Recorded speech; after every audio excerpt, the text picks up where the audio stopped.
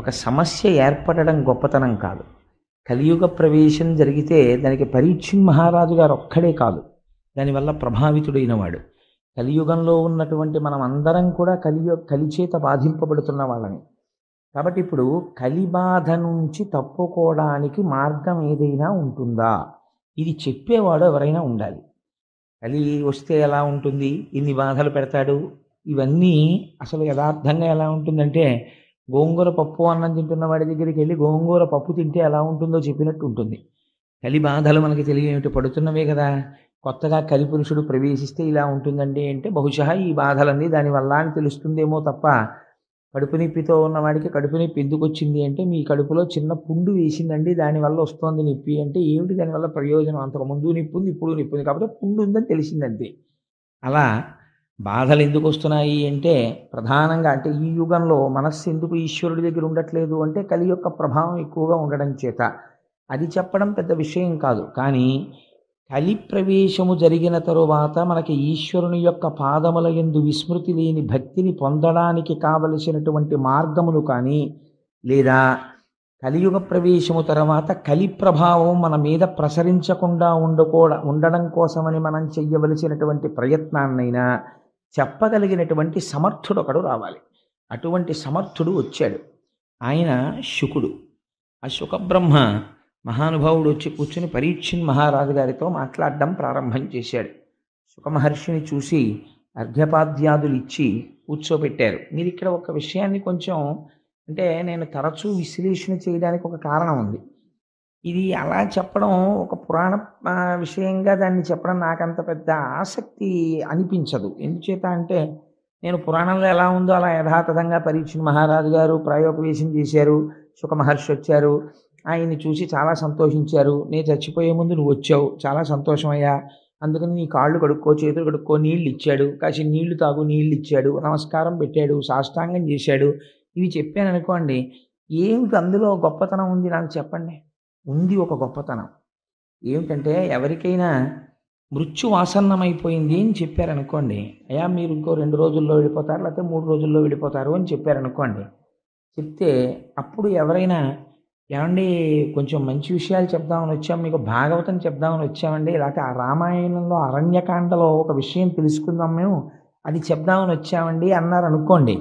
నేను ఇలా అన్నానని మీరు అనుకోవద్దు. సాధారణంగా మనిషి ప్రవృత్తి ఎలా ఉంటుందంటే బాబు ఇప్పుడు ఎందుకండి, అందుకే మన వాళ్ళు ఒక మోట సామెత ఒకటి చెప్తూ ఉంటారు, ఒక ముతక సామెత, చచ్చే వేళ సంధ్యమంత్రం అని.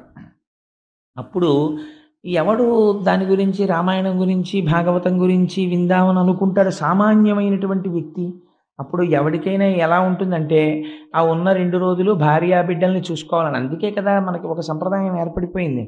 డాక్టర్ గారు ఈయన వెళ్ళిపోతాడండి అని చెప్పరు. ఎలా చెప్తారంటే దగ్గర వాళ్ళు ఎవరైనా ఉంటే, ముఖ్యమైన వాళ్ళు ఉంటే టెలిగ్రామ్ కొట్టడమో ఫోన్ చేయడమో చేసి పిలిపించేసుకోండి అని చెప్తారు. అంటే దాని ఉద్దేశం ఏంటంటే ఇంక ఈయన వెళ్ళిపోతాడు, చిట్ట చివరి చూపు దక్కుతుందని. అందులో మనం దోషం పట్టవలసిన తప్పేం లేదు. ఇంచేత అంటే లోకము యొక్క పోకడని బట్టి వాళ్ళు చెప్తారు. అలాగా చెప్తే అయిన వాళ్ళందరూ వస్తారు, ఒకసారి ఇంటెన్సివ్ కేర్ యూనిట్ అద్దం దగ్గర నుంచి చూస్తారు, వెళ్ళిపోతారు. వాడికి టెన్షన్ మరీ ఎక్కువైపోతుంది లోపల ఉన్న వాడికి.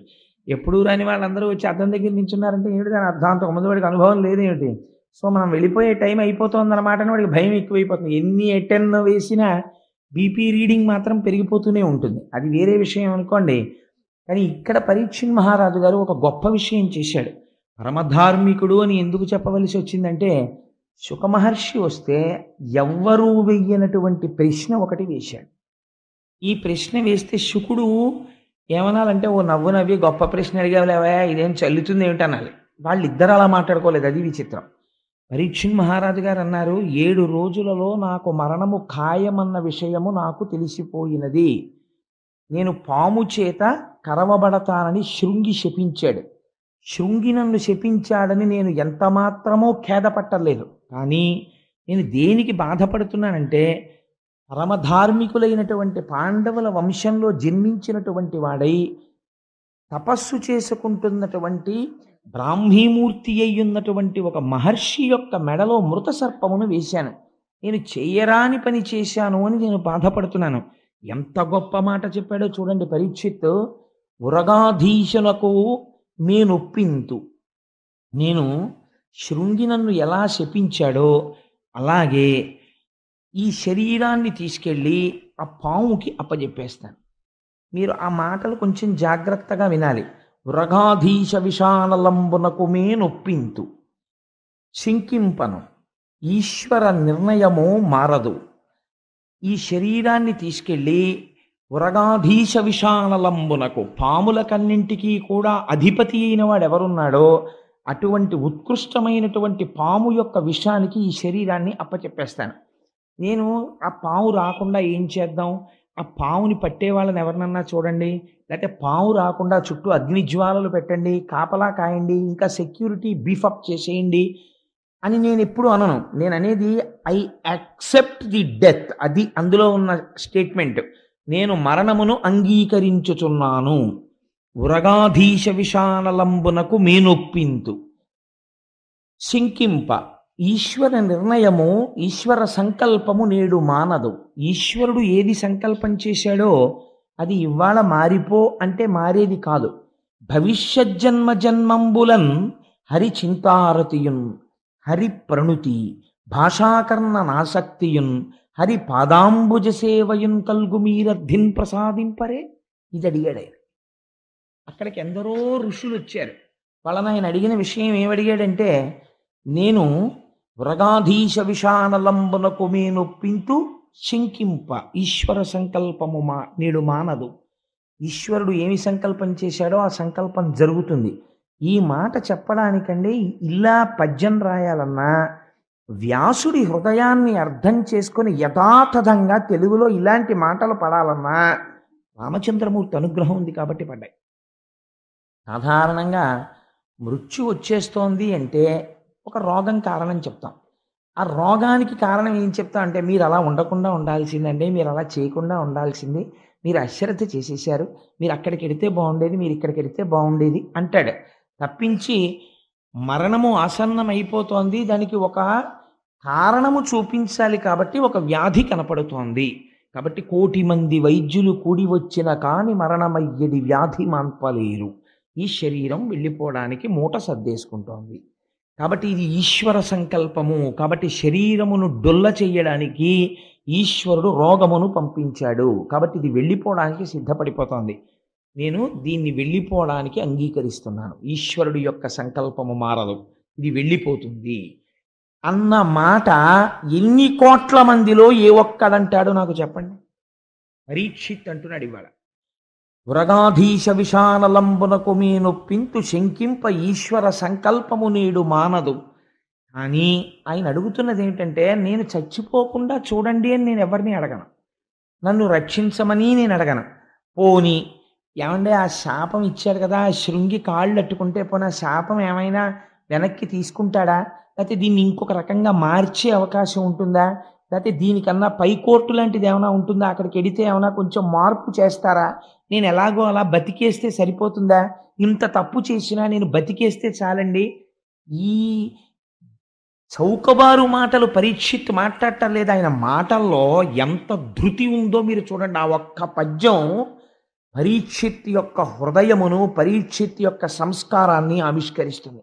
ఆయన అడుగుతున్నది ఏమిటి అంటే, భవిష్యజ్జన్మ జన్మంబులన్, నాకు భవిష్యత్తులో, భవిష్యత్ అంటే ఏంటి, ఇప్పుడు ప్రస్తుతం ఉన్నది కలియుగమే కదా, మళ్ళీ ఉత్తర జన్మ తీసుకున్నప్పుడు నాకు జన్మము వచ్చినప్పుడు నాకేం కావాలి, హరి చింతారతియున్, నా మనస్సు ఎప్పుడూ శ్రీ మహావిష్ణువునే స్మరిస్తూ ఉండాలి.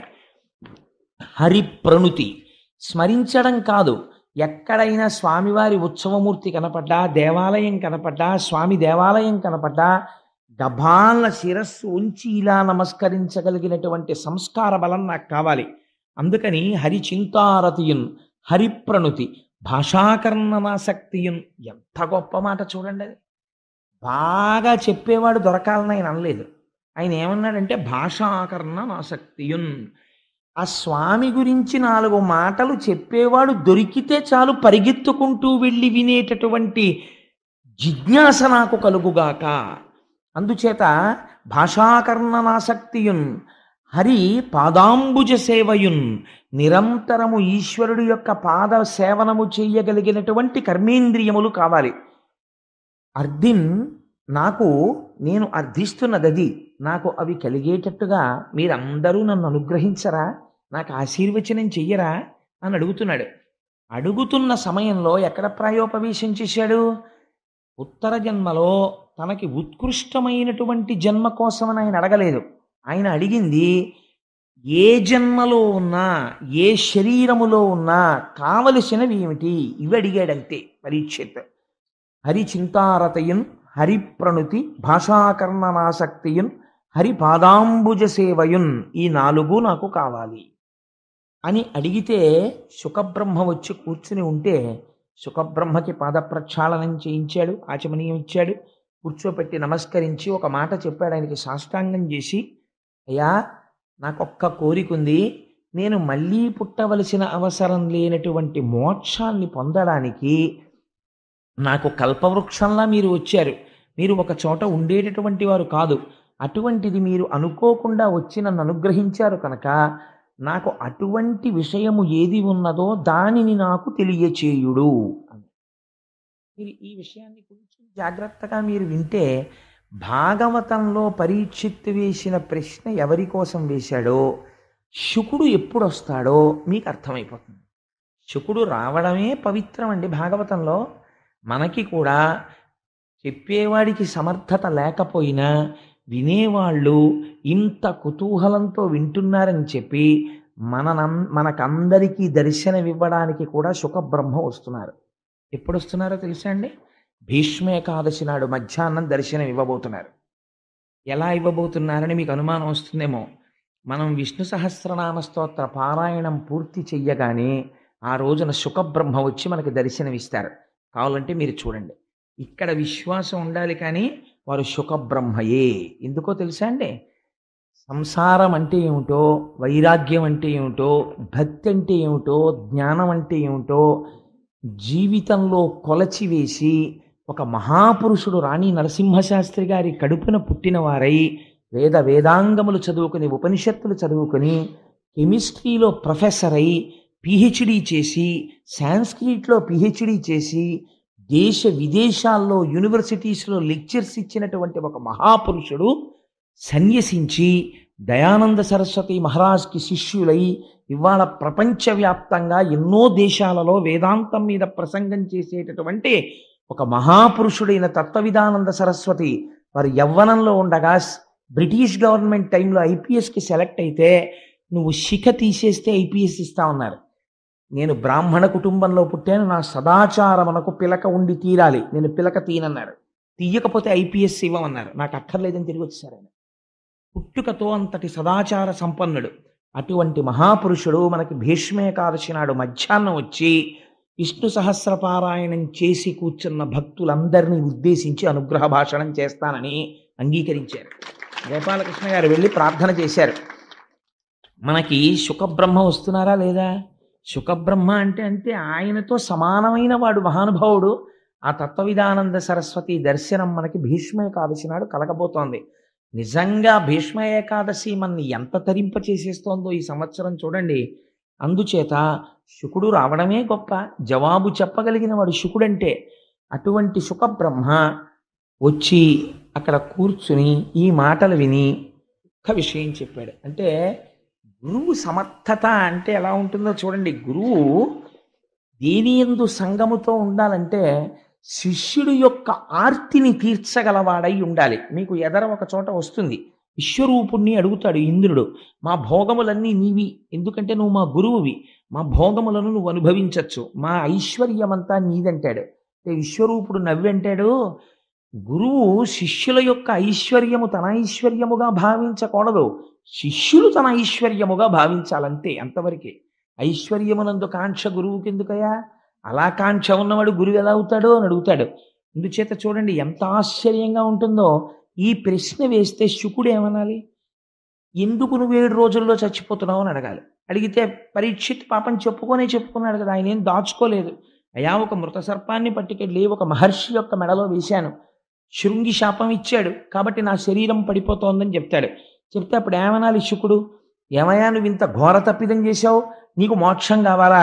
7 రోజుల్లో మోక్షం ఇచ్చేయాలా నీకు? 7 రోజుల్లో చచ్చిపోతావని చెప్తేను ఏం మోక్షం అంటే అంత చౌకబారుగా ఉందనుకుంటున్నావా? అదేమన్నా బజారులో అమ్మే సబ్బు అనుకుంటున్నావా? అని 4 మాటలు అనేసి వెళ్ళిపోవాలి. ఆయన ఏమన్నాడో తెలుసా అండి శుకుడు? ఇది గురువు అంటే. ఆచార్యో వేద సంపన్న విష్ణుభక్తో విమత్సర మంత్రజ్ఞో మంత్రభక్తశ్చ సదా మంత్రాశ్రయశృచి గురుభక్తి సమాయుక్త పురాణజ్ఞో విశేషత ఏవం లక్షణ సంపన్న గురురుత్యభిధీయతే. గురువు అనేటటువంటి వాడు గుకారశ్చంధకారశ్చారుకారస్తన్నిరోధకృత్ అంధకార వినాశిత్వాత్ గురురుత్యభిధీయతే. గురుగీతలో పరమశివుడు పార్వతీదేవితో చెప్తాడు, గురువు అంటే ఎవరో తెలుసా? సంతతము ఎవరి వాక్కు అజ్ఞానమును దహించి వేస్తుందో, ఎవరు సమస్త పురాణ సారములను కూడా వడబోసి అలవోకగా అర్థమయ్యేటట్టు చెప్పగలిగినటువంటి వాక్ నైపుణ్యమును పొంది ఉన్నాడో, ఎవరు తన నిత్య జీవితములో అనుష్ఠాన పర్యంతము వరకు భగవద్భక్తిని సాధించుకుని ఉంచుకున్నాడో వాడు గురువు. అందుకే అనేక జన్మ సంప్రాప్త కర్మబంధ విదాహిని అని కొన్ని కోట్ల జన్మల నుంచి మన వెంట తరువుకుని వస్తున్నటువంటి కర్మ పాశములను మనం సంపాదించుకున్నటువంటి పాప రాశి ధ్వంసమైపోవడానికి కావలసినటువంటి మార్గమును ఎవడు ఉపదేశం చేస్తాడో వాడు మాత్రమే గురువు. అందుచేత అనేక జన్మ సంప్రాప్త కర్మబంధ విదాహినే జ్ఞానానల ప్రభావేన తస్మై శ్రీ గురవే నమః. గురువు పైకి భౌతికమైన శరీరంతో కనపడుతుంటాడు, కానీ ఆయన జ్ఞానానల ప్రభావేన జ్ఞానమనేటటువంటి అగ్నిహోత్రముగా ఉంటాడు. ఆయన ఎప్పుడూ ఆయనలోంచి జ్ఞానాగ్ని వెదజల్లుతుంటుంది. అటువంటి ఒక బర్నింగ్ వాల్కెనో లాంటి వాడు ఆయన. అటువంటి వాడు గురువు అంటే. అందుకని ఆ గురువు శిష్యుడి యొక్క ప్రశ్నని చూసి అవతల వారు నిరుత్సాహపడేటట్టు మాట్లాడకూడదు. ఎంత అందంగా అన్నాడో చూడండి. వెంటనే శుకుడు అంటాడు, ఇతపూర్వం ఎన్నడూ నేను ఎక్కడా పాలు పితికినంత సేపు కన్నా ఉండనయ్యా. ఇవాళ నీ కోసం నేను ఎలా ఉంటాను? మృత్యుముఖంలో ఉన్నామని నేను ఉంటానా? నేను ఉండను అనలేదు. ఉంటాను 7 రోజులు నీ కోసం అని అనలేదు. తన గురించి తాను ఏమీ చెప్పుకోలేదు. ఆయన చేసిన పని ఏమి అంటే ఒక్క మాట చెప్పాడంతే. ఎంత ధైర్యం వచ్చేస్తుందో చూడండి శిష్యుడికి. నీకు నేను ఒక విషయం చెప్తాను పరీక్షిత్, జాగ్రత్తగా విను. పూర్వం ఖట్వాంగుడు అనబడేటటువంటి ఒక రాజు ఉండేవాడు. ఆ ఖట్వాంగుడు అనబడేటటువంటి రాజు దేవతలకి సాయం చెయ్యడం కోసమని యుద్ధం చెయ్యడానికని భూమిని విడిచిపెట్టి రథానికి స్వర్గలోకానికి వెళ్ళి రాక్షసులతో యుద్ధం చేశాడు. చాలా దీర్ఘకాలము పోరు సాగింది.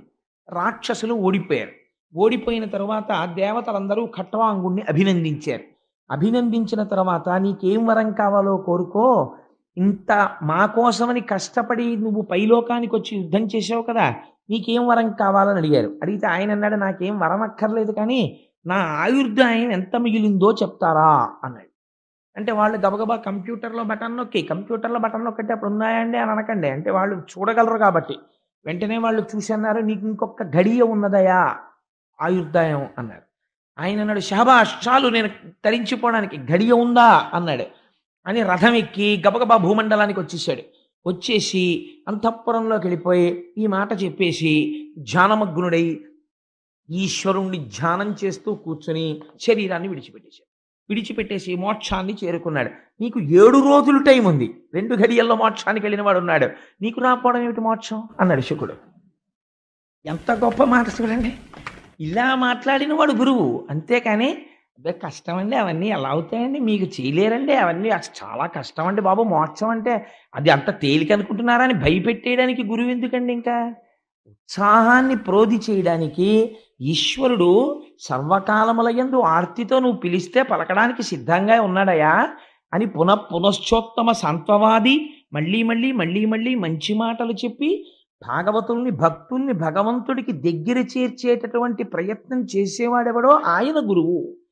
అంతేగాని తన పాండితీ ప్రకర్షని ఆవిష్కరించడం కోసం పెద్ద పెద్ద విషయాలన్నీ తీసుకొచ్చి చెప్పేసి అయితే ఇంకా మన జీవితంలో మనకి ఇవేం అర్థం కావురా, అనవసరం అని చెప్పి వాళ్ళు చిన్నబుచ్చుకుని వెళ్ళిపోయేటట్టుగా చేసినవాడు గురువు కాడు. శుకుడు తలుచుకుంటే చాలా గహనంగా చెప్పగలడు, కానీ ఆయన అలా చెప్పలేదు. ఎంత అందంగా మాట్లాడాడో చూడండి. భాగవతానికి ఉన్న గొప్ప లక్షణం మీరు ఒక్కటి గమనించాలి. పరీక్షిత్ ఎవరికి ప్రతినిధో తెలుసా అండి? 7 రోజులలో మరణించే వారందరికీ పరీక్షిత్ ప్రతినిధి. 7 రోజులలో మరణించే స్వభావం ఉన్న వాళ్ళు ఎవరు? ఈ సమస్త జగత్తుకి అదే పరిణామం. ఎందుచేత అంటే ఆయన దేశాన్ని ఏలినవాడు కావచ్చు, మహాజ్ఞాని కావచ్చు, గొప్ప చిత్రకారుడు కావచ్చు, కవి కావచ్చు, పండితుడు కావచ్చు. ఎవరైనా ఎంతకాలం బ్రతుకుతారు అంటే 7 రోజులే. ఎందుకంటే 8వ రోజు లేదు చచ్చిపోవడానికి.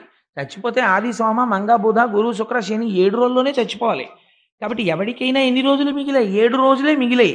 కాబట్టి 7 రోజులలో మోక్షాన్ని పొందడానికి ఏం చెయ్యాలని పరీక్షిత్తు వేసిన ప్రశ్న అందరి తరపున పరీక్షిత్తు వేసేసినట్టే. ఇప్పుడు శుకుడు చెప్పింది ఎవరికి చెప్పినట్టు? అందరికీ చెప్పేసినట్టే. ఇప్పుడు పరీక్షిత్ అందుకున్నట్టు అందుకున్నవాడు ఎవడో వాళ్ళందరూ పరీక్షిత్తుల మోక్షాన్ని పొందుతారంతే. అంతే అక్కడ ఉన్నటువంటి విషయం. మీకు భాగవతంలో ఉన్న గొప్ప రహస్యం ఏమిటో తెలుసా అండి? ఒక ఆయన్ని 7 రోజుల్లో చచ్చిపోతావు రా అన్నారు. 7 రోజుల్లో నేను ఏం చేస్తే మళ్ళీ పుట్టనని మోక్షం పొందాడు ఒక ఆయన. నువ్వు 8వ గర్భానికి చచ్చిపోతావు ఈ అమ్మాయికి అన్నారు ఒక ఆయన్ని. 8వ గర్భానికి నేను చచ్చిపోతానేమోనని బెంగ పెట్టుకుని ప్రతి నిమిషం చచ్చిపోయి ఆఖరిలో చచ్చిపోయి బతికాడు ఒక ఆయన, కంసుడు.